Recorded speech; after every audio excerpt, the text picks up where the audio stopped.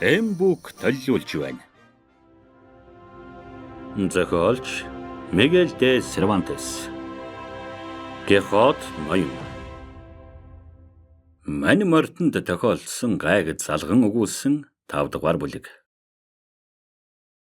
Хөдөлж чадхаа байснаа лавта мэдээд мань мортон зуршил болсон аргадаа шилжиж зохиол гардаг явдлын аль нэгийг санахаар шийдлээ.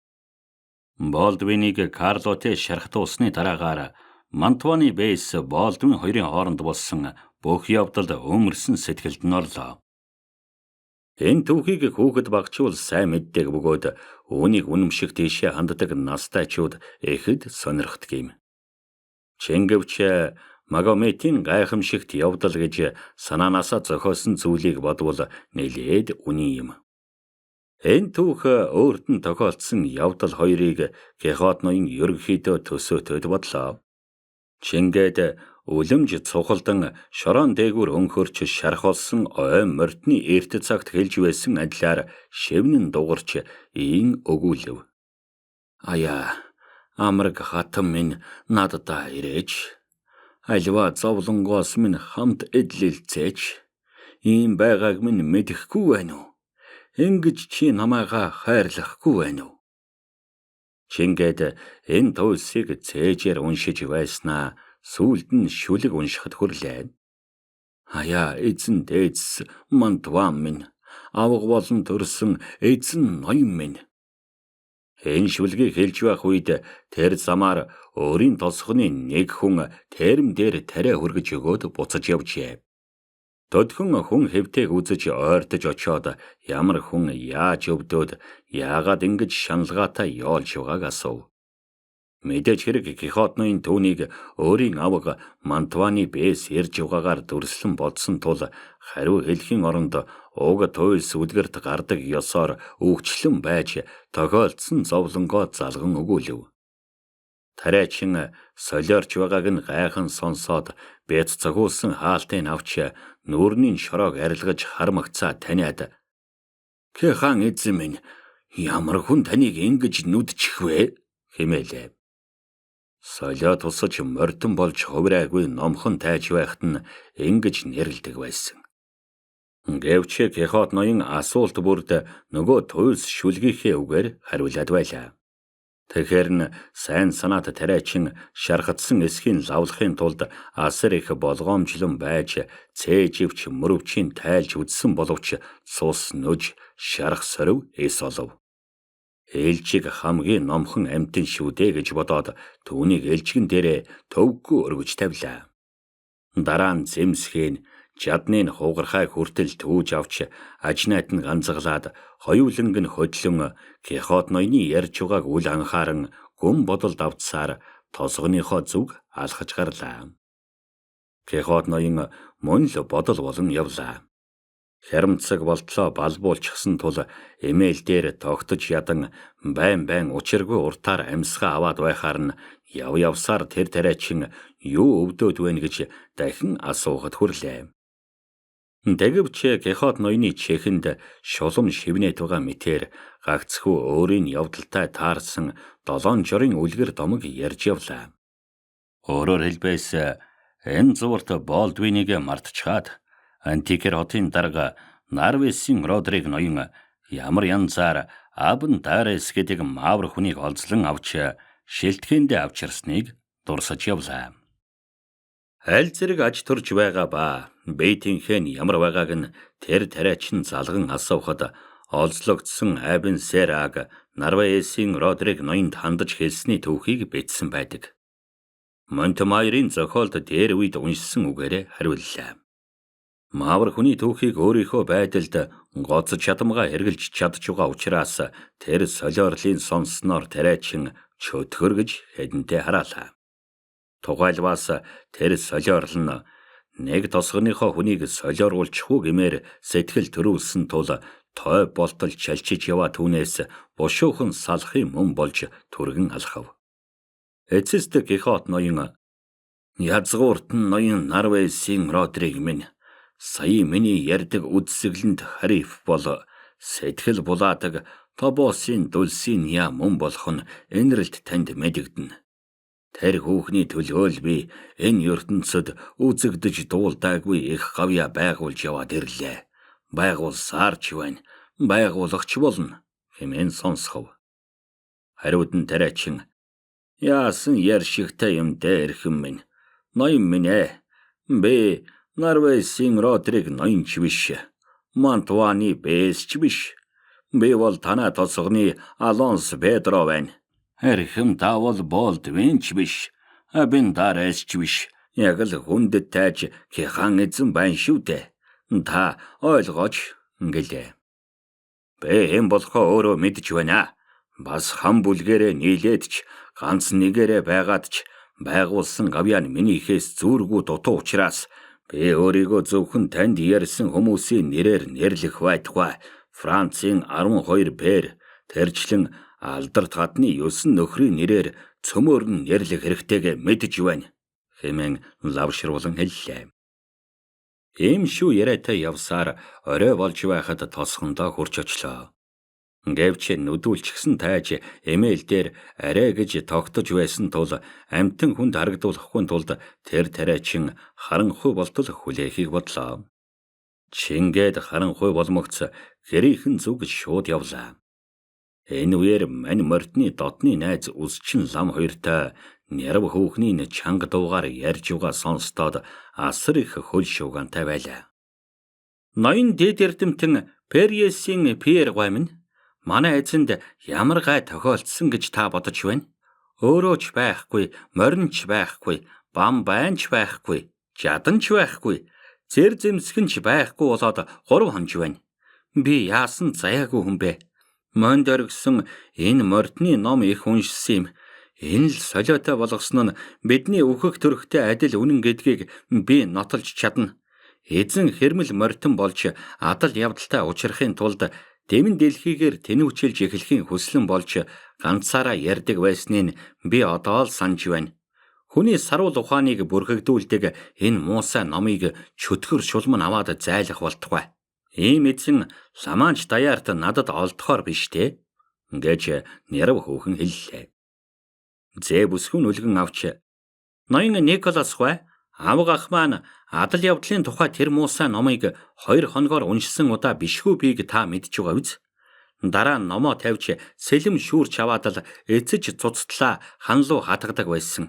Би цамгаг шиг өндөр дөрвөн мундаг мордныг алжихлаа гэдэг байсан. Хөлсөө гоожиж байхыг дайнд шархацснаар бодож цус гоожиж байна гэж хэлдэг байсан.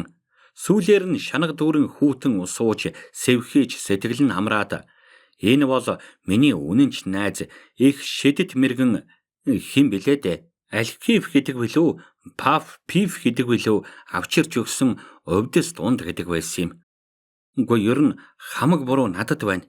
Авгахын ухаан бишидсэнийг би та нарт урдаас хэлж байсан бол та бүхэн түүнийг ингэж лавшруулалгүйгээр энэ бузар номын бүгдийг шатаачих байсан.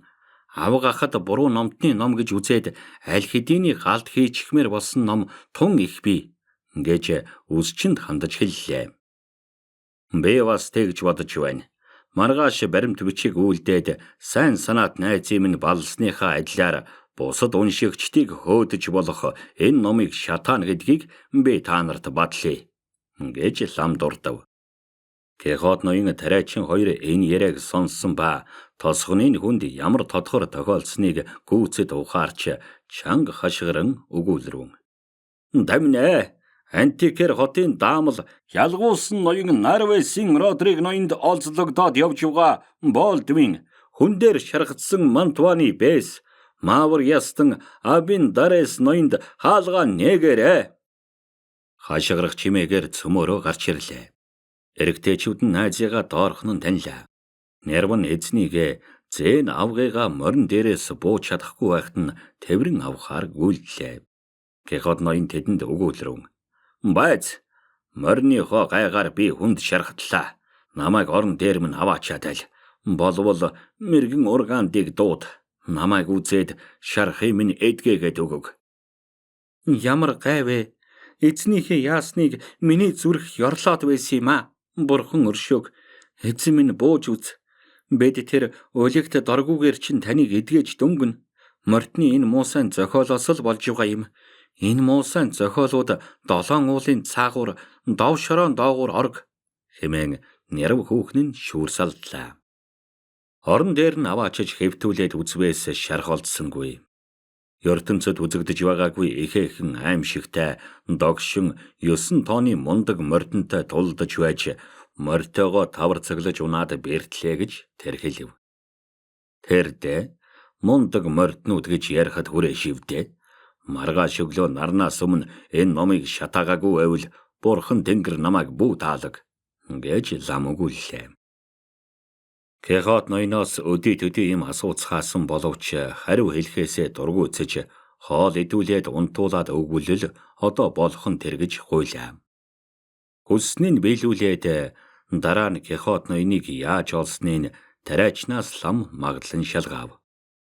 Мань тайж хээр хэвтэж байхдаа ба эрж явах замдаа юу гэж донгосож байсныг тариач нь нэгднэггүй ярихад маргааш нь үнэхээр биелүүлэх тэр явдлыг яаж бушуухан биелүүлээ гэдэг хүсэл нь дүрлцсэн юм. Тухайлбал өөрийн найз үсчин Николос хуйгаа очиж аваад Кехот ноёны руу явлаа. Тэр нь унтсаар байлаа. Лам тэр хорлолтой ном зохиол байдаг өрөөний түлхүүрийг зээгээс нь гуйсанд зээн дуртайгаас дуртай өглөө. Нярав мэрв цөмөрөө тэр өрөөнд орж маш сайхан хавцтай 100 гаруй зузаан ном бас бус арай бага хэмжээний өдий төдий ном оллоо. Тэгтэл нярав хүүхэн ийш тийшээ арснаа яаран гарч гүгээд тэр дорхноо аяг аршаан сацал 2 авчирч эрхэм дэд эрдэмтэн ноён минь та энэ өрөөг хариулж энэ аршааныг цацмуу. Эс чингвээс бидний ингэж цөмийн устгах гэж угааг энэ номд байдаг шидэтний нэг нь мэдээд биднээс өшөөгөө авахын тулд муу юм шүглүүлчих вэ гэж хэллээ. Нярав хүүхэн гэнхэн байдал гаргасанд инээгээд тэр лам үсчин тандаж чи энэ номоос надад нэгээр нь авч өгөөд бай. Би шалгаж үзье. Зарим нь шатаалгах хэрэг хийгээгүй ном байж мэднэ гэлээ. Үгүй нэгийг ч хуучилж болохгүй. Бүгдээрээ манад гай тарьсан ном байгаа юм. Бүгдийн цонхоор гарган хайж овоолж угаад шатаачхвал таарна. Малын хашаанаас цааш аваачиж шатаавал бүрж сайн биз. Ядаж утаа нь бидэнд хавдахгүй байх гэж зэвсгүй өгүүллээ. Нярав түүнтэйгээ ам нийлээд хөөрхий тэр гэм игээгүй ном судрыг устгах эрмэлзэл нь бадарч байлаа.